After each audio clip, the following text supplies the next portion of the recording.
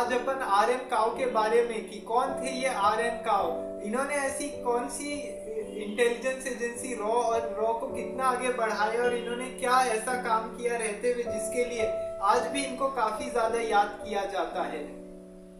पंडित रामेश्वर नाथ काओ 10 मई 1918 को उत्तर प्रदेश के बनारस शहर में पैदा हुए थे। इनके जो दादाजी थे केदारनाथ काओ वो एक डिप्टी कलेक्टर थे, और इनके जो पिताजी थे द्वारकानाथ काओ वो भी डिप्टी कलेक्टर थे। अब जब आर एन काओ 5 साल के हुए तब इनके परिवार पे दुखों का पहाड़ टूट पड़ा। तो अब जब 5 साल के हुए तो इनके पापा की डेथ हो गई, और इनका लालन पालन जो भी कुछ हुआ वो इनके चाचा पंडित त्रिलोकीनाथ काओ ने देख रेख की इनकी।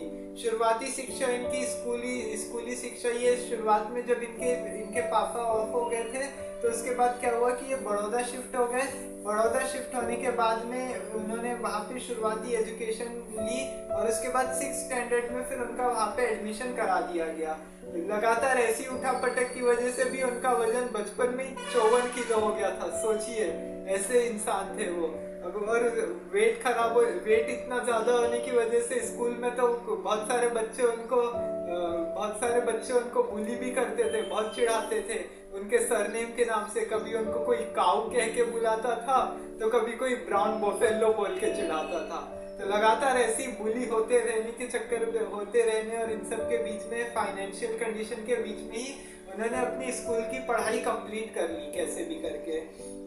अब उसके बाद क्या हुआ कि उन्होंने जब स्कूल की पढ़ाई कंप्लीट कर ली तो उसके बाद क्या हुआ कि जैसे जब उन्होंने स्कूल की पढ़ाई कंप्लीट की तो फिर उसके बाद उन्होंने इलाहाबाद यूनिवर्सिटी से बीए किया। बीए की डिग्री होने के बाद फिर उन्होंने एमए इंग्लिश लिटरेचर में किया।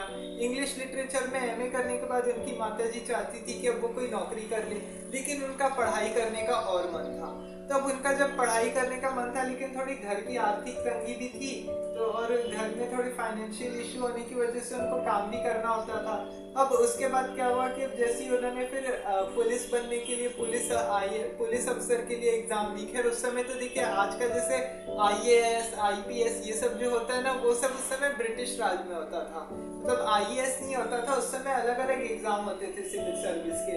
तब उसके बाद उन्होंने सिविल सर्विस में जाने के लिए एग्जाम दी। अब जैसे ही उन्होंने उसके बाद एग्जाम दी तो फिर उसके बाद आईपीएस जो आज का होता है ना, इंडियन पुलिस सर्विस, आईपीएस की पोस्ट पे फिर उनको 1940 में नियुक्ति हुई।